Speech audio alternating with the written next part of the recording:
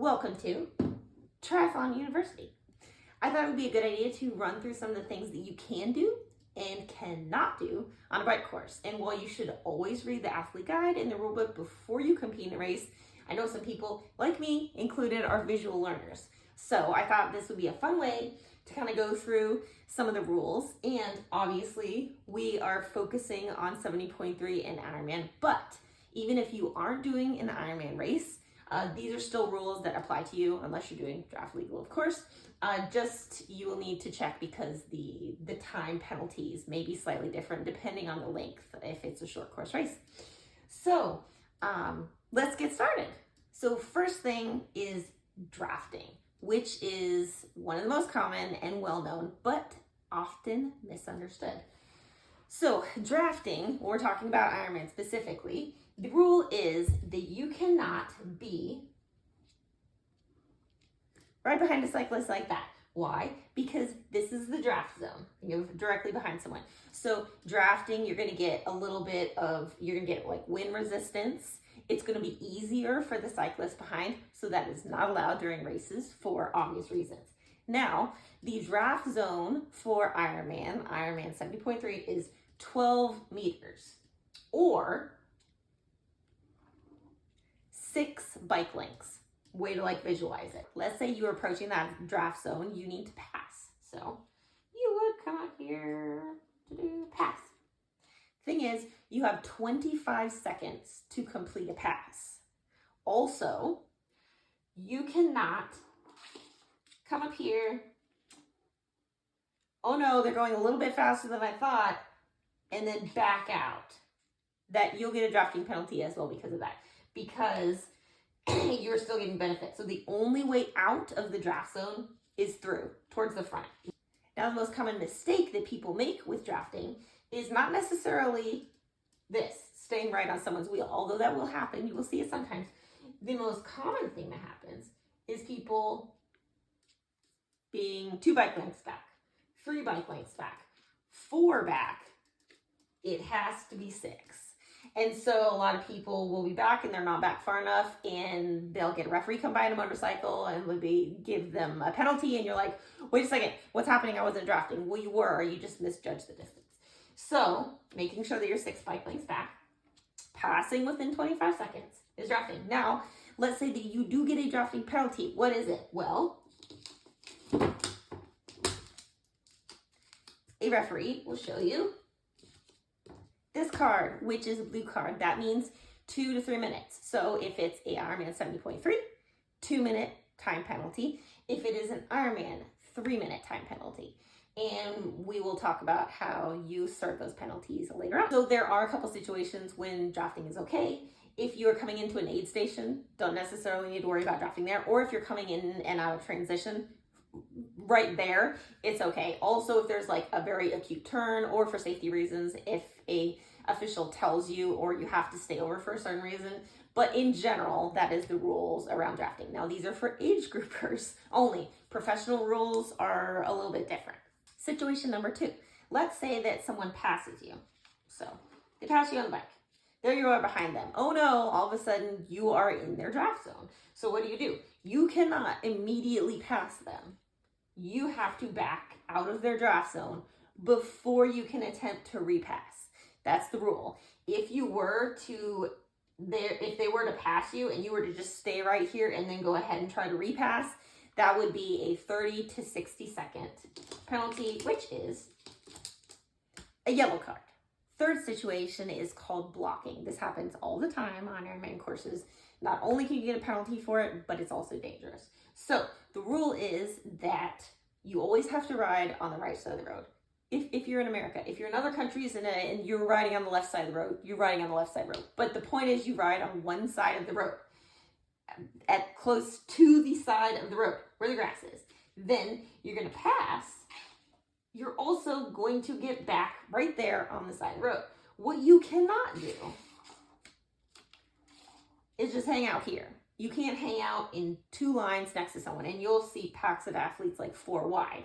So that's called blocking, because you are effectively blocking that other cyclist who's behind you, who's trying to pass. Now we have to cross the center line, which traffic's coming that way, that's very dangerous. So you cannot ride side by side with someone. What's the rule for drafting? 25 seconds to pass, and then you have to get back over on this side of the road.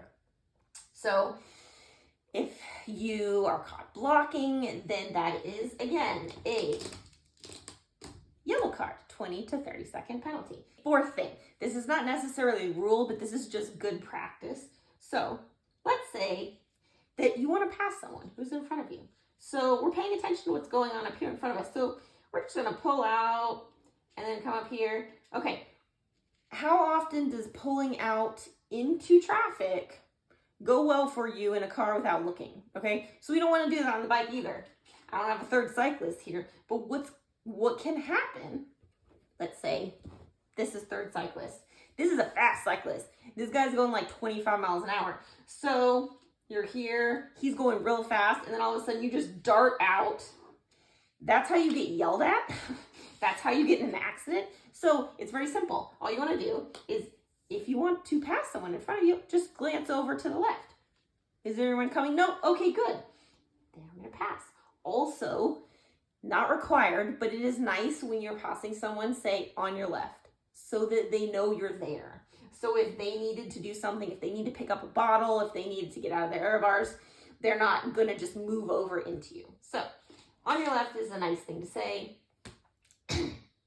You could wave, say hi, be friendly, whatever you want. A note for this 25 to 27 mile per hour guy who is running up behind people. Don't scream at people. Don't scream on your left. Don't be a jerk about it. You're not going to save like 1 second for your Kona slot by doing that. Just be kind. Just say on your left.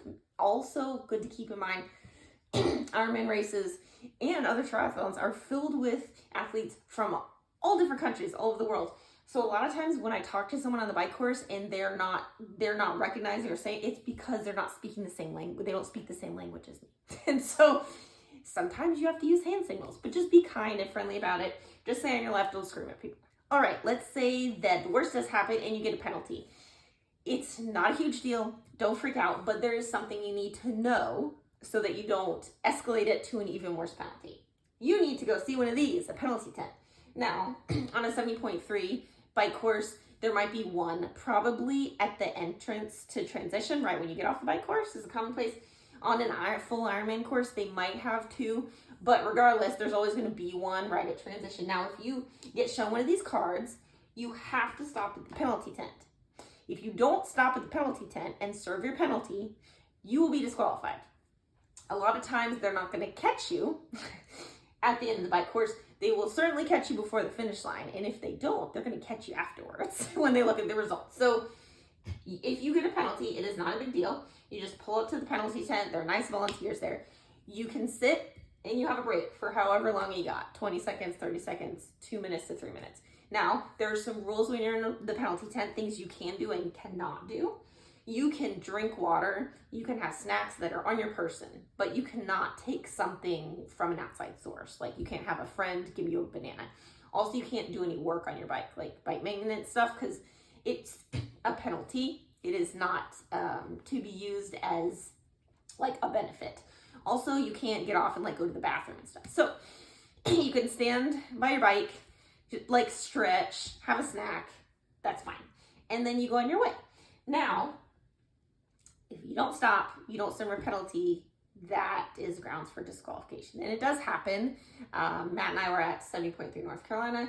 There was a gentleman right at the start of the red carpet with a clipboard with numbers who got bike penalties. And he was sitting there waiting for the numbers to come through, and he'll get you before the finish line. So just, if it happens, this time period in the course of a 5 to 7 hour race, or a 9 to 15, 16, whatever, is not a huge deal. So just take a second, reframe. Sometimes you get a penalty and you didn't mean to, and that's okay. It's also up to the referee to interpret the rules. And so if you are on a course and a referee comes up next to you, a lot of times they will give age groupers warnings because the courses are so packed. So sometimes it seems almost impossible to get away from people. So they might give you warnings, say move over, or like go up. But if you do get a penalty, What you should not do, don't freak out. Also, don't argue with the referee. That's not the time to have the conversation. You just say, okay, thank you, and then you move on. You don't need to plead your case, because there are certain situations where you can do that. That would be something to be talked about after the race, or some penalties that you can do that with and some that you can't. But in the middle of the race, you need to focus on what you need to do to continue to have the best race you can. And some people have gotten penalties inadvertently. Sometimes pros get them and they go on to win the race. So it is totally possible. Just because you get a penalty does not mean your race is over. But we do need to ride in such a way that keeps us safe and make sure that it's fair for everybody and that you are following the rules. So we have a fair and even playing field for everyone out there. But a lot of times people just don't understand them completely. So I hope that helps. If you guys like this whole visual explanation thing, maybe I'll do another Triathlon University and we'll run through something else that I can show you. So have a good day. Don't get a penalty out.